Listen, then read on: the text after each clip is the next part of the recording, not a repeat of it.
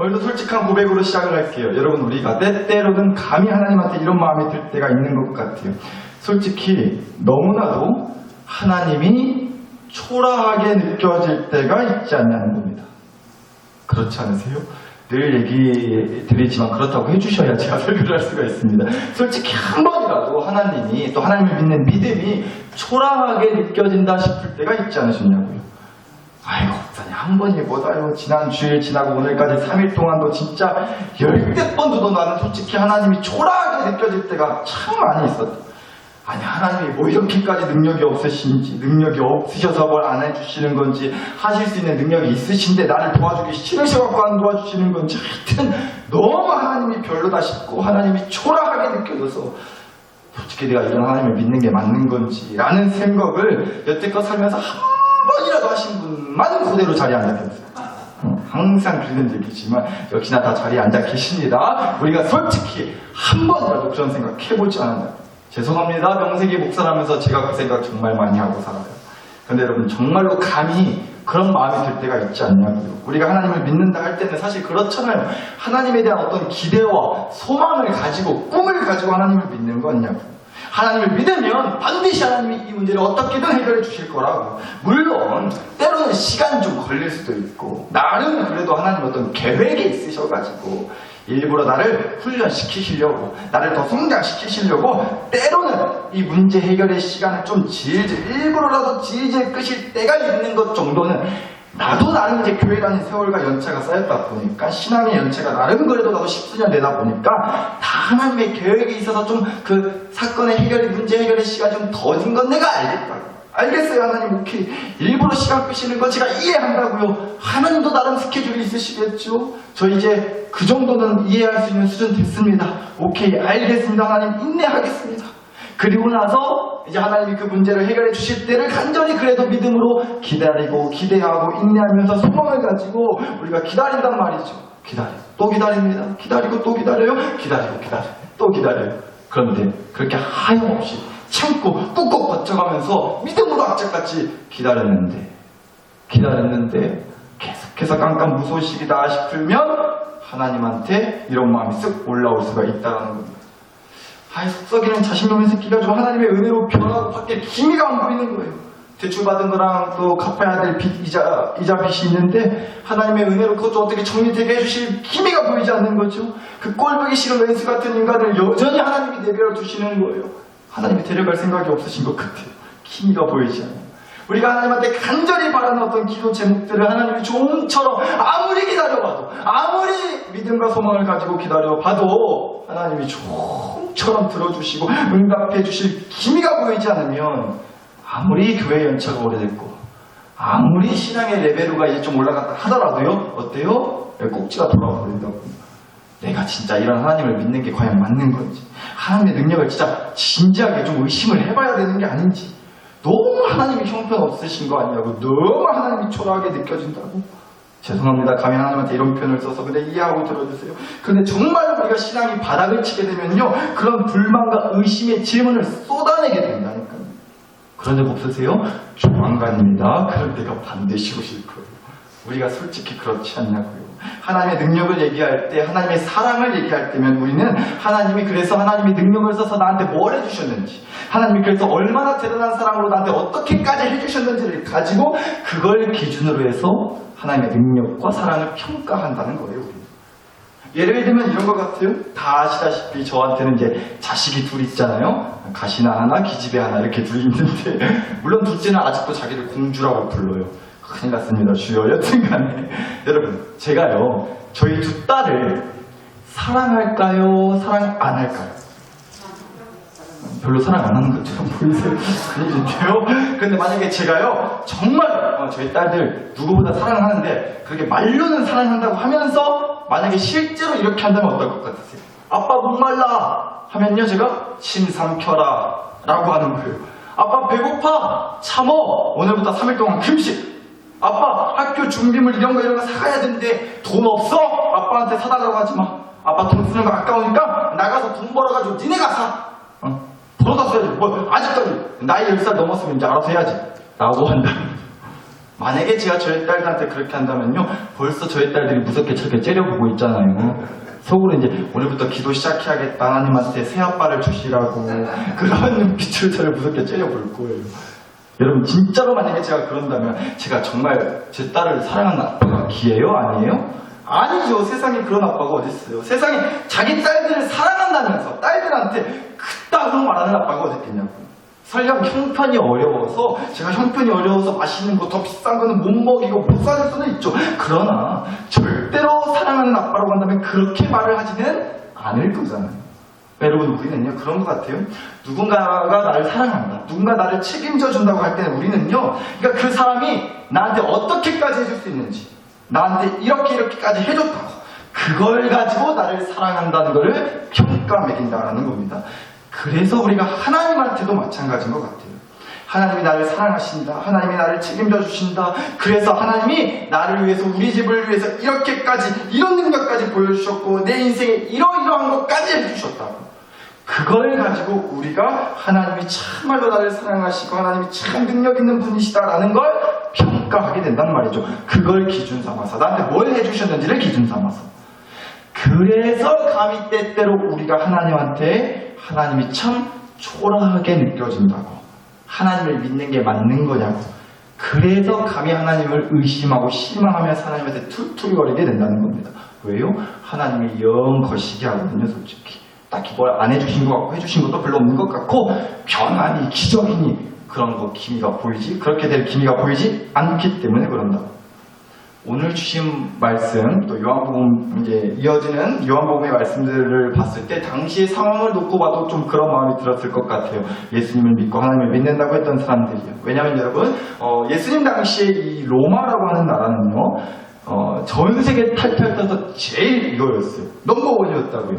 그러니까 로마는 나라가 아니고요, 제국이라고 불렀어요. 제국. 그러니까 하도 이 나라 저 나라를 로마가 다 집어삼켜가지고요, 그래서 여러 나라를, 거의 전 세계의 모든 나라를 다스리는 거대한 로마 제국이라고 할 만큼 이 로마라고 하는 나라는 당시 힘이 정말 어마무시했단 말이에요. 따라서 그 로마 제국 전체를 다스리는 로마 나라의 대통령, 왕, 황제라고 불렸던 사람은요, 당연히 사람들이 그 황제 앞에서 벌벌 길 수밖에 없었죠. 심지어는 그 로마 나라의, 그 로마 제국의 황제, 왕, 대통령은요, 껍데기만 사람이지 사실은 다 신이라고 믿었어요. 사람이 아니라 신이다. 그래서 신처럼 대접하고 신처럼 떠받들었다는 거예요. 그래서 황제가 말하는 게 곧 법이었어요. 그래서 혹시라도 이 황제가 하는 말에 대꾸를 하면은, 황제 말에 토를 달면요, 그날도 죽은 목숨이었다고. 그만큼 로마 제국의 황제는 그 당시에 어마무시한 힘을 갖고 있었단 말이에요.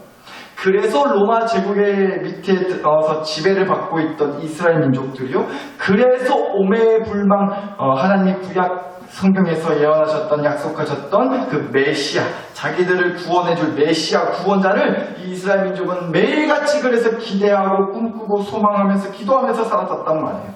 하나님이 구약 성경에서 약속해 주셨던, 예언해 주셨던 그 메시아 구원자가 나타나면 이 로마 것들 싹 다 이제 뒤졌다고. 로마 황제고 로마 황제 하레디고 간에 우리 하나님이 우리 민족을 위해서 이 땅에 보내주실 그 약속하신 메시아만 오면 우리는 그야말로 그날로 나 자유얻었네, 너 자유얻었네, 그냥 이제는 로마 제국 지배에서 우리는 이제 자유로워질 거라고. 오히려 이스라엘 민족이 로마 제국을 다스리게 되고 전 세계를 다스리는 가장 힘센 민족이다, 나라가 될 거라고 하는 그런 기대와 소망을 가지고 하루하루를 꾹꾹 참고 버티면서 그 믿음 가지고, 그 소망 가지고 이스라엘 민족이 살았었단 말이에요. 로마의 지배를 받으면서. 그런데 어느 날 예수님이라고 하는 분이 짜증나고 나타나신 거예요. 그리고는 본인이 하나님이 약속하셨던, 이 땅에 보내주시기로 예언하셨던 그 메시아 구원자라고 하면서 이스라엘 민족 앞에 짜증나고 예수님이 나타나셨단 말이죠. 그래서 사람들이 뭐 다 뒤집어졌어요. 야, 드디어 때가 됐는 게비다고. 야, 하나님이 드디어 우리 기도에 응답해 주셨다고. 할렐루야라고. 맞지?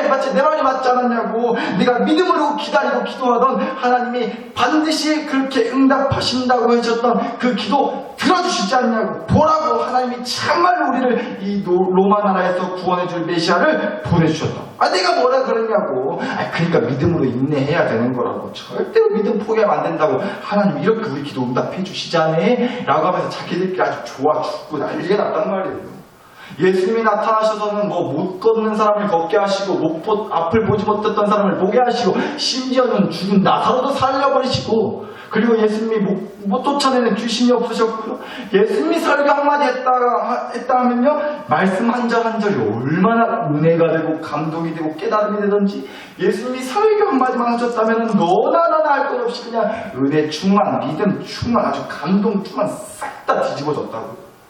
그래서 예수님이요, 당시에 성전에 있던 그 성전이 있던 예루살렘 땅에 들어오셨을 때 사람들이 그래서 너나 나나 할 것 없이 구름대같이 몰려들어가지고는 그 자리에서 그냥 부흥회가 벌어졌어요. 한번 말씀 보실게요. 요한복음 12장입니다. 그 이튿날에는 명절에 온 큰 무리가 예수께서 예루살렘으로 오신다는 것을 듣고 종려나무 가지를 가지고 맞으러 나가 외치되 호산나 찬송하리로다 주의 이름으로 오시는 이 곧 이스라엘 왕이시라 하더라.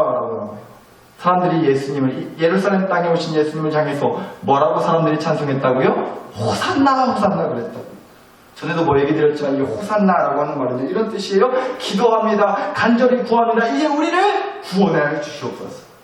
이제 우리를 구원해달라, 구해주라라는 뜻을 갖고 있어요. 호산나, 호산나라는 뜻이요. 이런 거예요. 예수님, 이제 때가 됐군요. 이제 우리를 구원해 주실 때가 됐습니다. 이제는, 전라도식으로 말하면 인자는 우리를 구원해 주실 때가 된 거죠.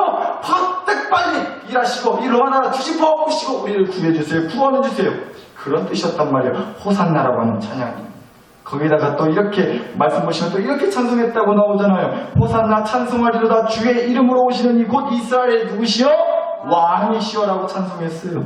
무슨 뜻이겠어요? 야, 이 로마나라 로마제국 니네만 황제 있고 왕이 있냐? 우리도 왕이 있다 임마들아. 우리 왕이 이제 니네들 가만 안 둘 거라고. 다 죽었다고 이제. 우리 세상이라고 이제는 예수님, 우리의 왕이신 예수님이 오셨으니 이제는 싹 다 끝났다고. 그렇게 기쁨과 감동과 기대의 찬송을 막 했다라는 거예요, 사람들이. 이스라엘 사람들이 그야말로 아주 신이 났어요. 드디어 하나님이 약속하신 그 날이, 구원의 날이, 반정과 역사의 시간이 시작됐다라는 기대와 소망의 마음에 막 흥분을 감추지 못했단 말이에요. 그런데 여러분, 그 사람들의 부푼 기대와 흥분의 마음이요, 단 6일 만에 와르르 무너졌어요. 주일날 예루살렘 땅에 예수님이 도착하셨거든요. 그리고 6일째 되는 금요일날 예수님이 십자가에 매달려서 죽어버리셨거든요. 그러니까 여러분 한번 생각해보세요. 예수님한테 정말 모든 기대와 소망을 걸었던 사람들의 입장에서는 너무나 황당하고 어이가 없는 일이 벌어진 거예요. 세상이 무너지는 느낌이 들지 않았겠냐고요. 이제 됐다고, 아니 드디어 때가 됐다고, 이제 우리 인생 역전이라고 아주 그냥 좋아서 춤추고 찬송하면서 막 그렇게 감동과 기쁨의 눈물을 흘렸던 게 6일 전이에요.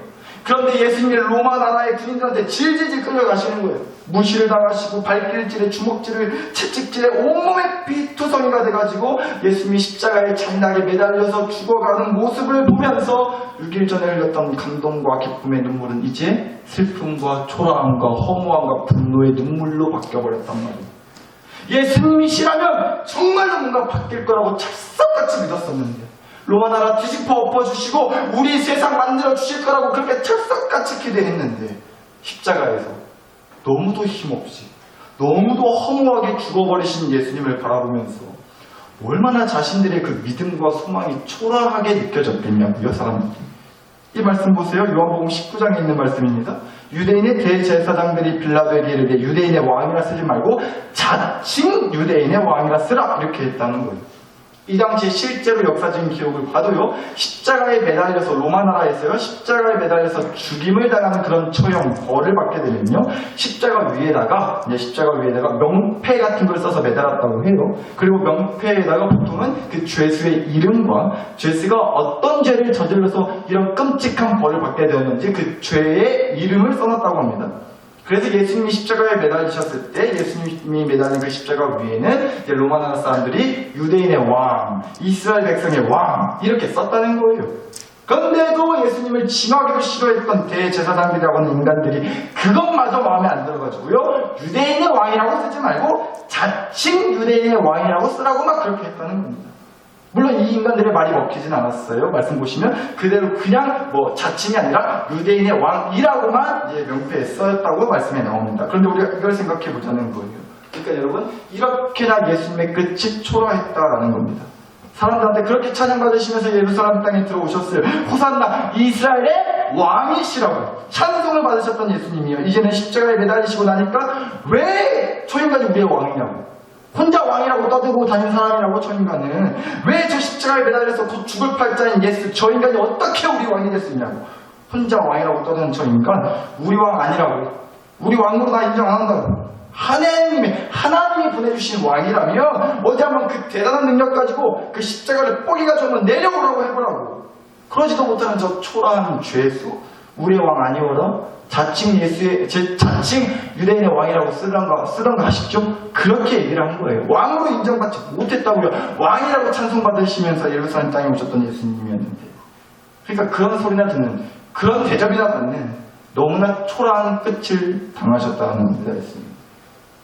그래서 사람들의 그 예수님을 향한 믿음이 어쩌면 초라하게 느껴지지 않았을까 싶다는 거예요. 그대로 우리도 그렇지 않냐고요. 때때로 예수님을, 하나님을 그렇게 생각하고 그렇게 느끼지 않냐라는 겁니다. 솔직히 하나님은요, 이 문제도 하나 해결해 주지 못하시는 능력 없는 하나님이라고. 내 새끼들, 내 남편, 아내, 내 가족 하나 바꿔주지 못하고 정신 차려서 사람 만들어주지 못하는 그런 초라한 능력도 없는 하나님이라고. 예수님 당시에 사람들이 어쩌면 예수님한테 느꼈을 그 초라함과 허무함의 마음이 예수님을 향한 자신들의 믿음이 뚜껑 까보니까 별거 없고 찬송하면서 예수님 따랐던 게 괜한 짓이었구나 했던 그 깊은 배신감과 분노의 마음이 어쩌면 저와 여러분에게도 솔직히 다 이 속에 알게 모르게 있지 않냐라는 겁니다. 그런데 여러분, 저는 그럼에도 오늘 결론적으로 이런 얘기를 드리고 싶어요. 맞아요. 때때로 우리는 하나님을 믿는 믿음이 굉장히 초라하게 느껴질 수도 있어요. 솔직히 그렇죠. 왜요? 우리가 하나님한테 기대하고 있는 게 있으니까요. 하나님 이 정도 믿었고 하나님 위해서 그래도 내가 나름 이런 것도 했고 온갖 시험과 유혹 속에서도 정말 한때는 내가 교회 안 다니고 이제는 진짜 하나님 믿는 거 내가 진짜 정말로 진짜 때려쳐버렸나. 나 더는 하나님 안 믿을 거니까 내 앞에서 하나님이 하짜 소리도 꺼내지 말라고. 나 하나님이랑 교회랑 담 쌓고 살 거니까 내 앞에서 더는 하나님 소리 얘기하지 말고, 나 더는 교회 안 나가라니까 안축도 하지 말고 연락도 하지 말라고. 솔직히 우리가 알게 모르게 그런 시험과 유혹이 가득했음에도 불구하고 귀엽고 그거 다 이겨내고 뿌리치고 우리가 다시 정신 차리고 그래도 지금까지 나름 믿음 하면서 하나님 붙들면서 살았는데 여전히 아직도 솔직히 돌아가는 꼬라지가 영 마음에 들지 않고요. 답답하고 깝깝하고 그러면요, 내가 그렇게나 우여곡절 끝에 붙들었던 악착같이 붙들고 살았던 하나님에 대한 믿음이 너무도 초라하게 느껴질 수 있다고요. 당연히 그럴 수 있죠. 당연히. 그런데 여러분, 우리가 그럼에도 이거 하나만큼은 좀 분명히 했으면 좋겠다라는 거예요. 그러나 그게 끝이라고 생각하면 초라하게 느껴지는 거라고. 잘 들으셔야 돼요. 그게 끝이라고 생각하니까 초라하게 느껴지는 거예요. 예수님이 십자가에 달려 죽으셨다가 끝이라고 생각하니까 예수님께 기대했던 믿음들이 초라하게 느껴지는 거라고요. 그러나 예수님의 그 십자가 죽음이 끝이 아니라 그 죽음 다음에 새롭게 시작될 영원한 부활의 감격, 부활의 기쁨, 부활의 행복을 기대하고 꿈꾼다면요, 절대로 지금의 이 십자가 죽음이, 이 아픔이, 이 문제가, 이 해결되지 않을 것만 같고 바뀌지 않을 것 같은 상황, 사람, 가족들, 내 형편, 내 인생이 끝이 아니라 나에게도 언젠가 다시 시작될 영원한 부활과 천국과 행복이 있다는 믿음으로 버티고 살아갈 수 있게 된다는 거예요. 십자가 죽음이 끝이 아니라 그 다음에 새롭게 시작될 영원한 부활을 꿈꾼다면요, 그 믿음을 갖고 살 수가 있다는 겁니다. 그러면 절대로 하나님을 붙드는 믿음이 초라하게 느껴지지 않게 되는 거죠. 그래서 오늘 주신 말씀이 대단히 중요한 겁니다. 요한복음 13장 36절 다시 보실게요. 시몬 베드로가 이르되 주여 어디로 가시나이까? 그렇게 물었더니요, 예수님께서 대답하시되 내가 가는 곳에 네가 지금은 따라올 수 없으나 후에는 뭐하리라? 따라오리라고 말씀하셨어요. 예수님이 제자들한테 앞으로 예수님이 죽어서 이제 내가 너희들 곁을 떠나게 될 거라고, 그리고 나중에 다시 돌아올 거라고, 뭐 이런 좀 이해되지 않는 얘기를 하신 거예요, 예수님이 제자들한테. 그랬더니 제자들이 당연히 자기들 머리로는 이해가 되지 않죠. 아니, 예수님이 왕이신데 어디를 가신다는 거예요, 예수님? 이제 로마 나라 인간들 싹 다 뒤지게 해주시고 예수님이 이제 왕 먹으시고 우리는 한 자리씩 국방부 장관, 법무부 장관 우리가 한 자리씩 해야 되는, 아니 무슨 어디를 가네, 죽는다네 이런 끔찍한 얘기를 했으시냐고. 말 그런 얘기 하지 마시고, 도통 머리로는 자기들 머리로는 이해가 안 되니까 예수님한테 막 그런 얘기 하지 마시라고 따지듯 질문을 했단 말이죠. 주여, 어디를 가신다는 거예요? 예수님, 우리 믿음 초라하게 만들 생각하지 마세요. 가시긴 어딜 가세요? 예수님이 우리 놓고 그냥 그렇게 홀라당 가버리시면 우리가 여태껏 예수님 믿고 따랐던 거 개털됩니다. 우리 초라하게 만들지 마세요. 이런 얘기 한 거예요, 사실. 그랬더니 예수님이 뭐라고 하셨다고요? 내가 가는 곳에 네가 지금은 따라올 수 없으나 나중에는 따라올 수 있다. 쉽게 말해서 무슨 얘기겠어요? 예수님이 죽어서 이 땅을 떠나시는 게 끝이 아니라는 거예요. 도로 예수님이 하나님께 가시고 도로 영원한 하나님 나라 천국 땅에 예수님이 가시는 거고, 그리고 우리도 예수님을 믿고 따랐던 제자들, 그리고 우리도 그 예수님을 따라서 그 영원한 나라 천국 땅에 가게 된다. 한마디로 끝이 아니라 새로운 시작이 반드시 펼쳐진다. 이 얘기 하신 거예요, 예수님이 제자들한테. 사나설교 식구 여러분, 바로 그거라고요. 여러분, 제가 늘 강조하잖아요. 하나님께 정말 마음껏 충분히 풍성하게 신실하게 넘치게 아주 그냥 가득가득 채워가지고 하나님한테 온갖 불평, 불만, 원망, 분노, 욕 한 바가지 다 쏟아내시라고요. 안 그러면 속병나 뒤지십니다. 다 토해내세요, 하나님한테. 그런데 우리는요, 그 다음이 중요해요. 그게 끝이 아니란 말이에요. 하나님한테 한바탕 욕하시고 난 다음에요, 우리가 꼭 이것도 마지막에는 같이 하시자고요, 하나님한테. 그런데 하나님, 설마 이게 끝은 아니죠? 다음 거 뭐 준비해 놓으신 거 맞죠? 천국 있죠, 하나님? 이 땅에서 영원히 고통받고 식살나게 힘들게 살다 뒤졌다. 그러니까 제 인생의 끝이 아니죠? 하나님 이 땅 너머에 영원한 행복, 영원한 기쁨 준비해 두셨죠? 그러니 지금은 하나님을 붙드는 믿음이 때로는 초라하게 느껴지더라도 저 그 하나님 믿는 믿음 끝까지 붙들고 살게요. 그럴 수 있도록 좀 도와주세요. 오늘 우리가 이 기도하시자고. 아셨죠? 주신 말씀과 은혜를 가지고 함께 주여 한번 부르고 우리 그 기도 하나님께 간절히 올려드리겠습니다. 주여 부르고 기도하겠습니다. 주여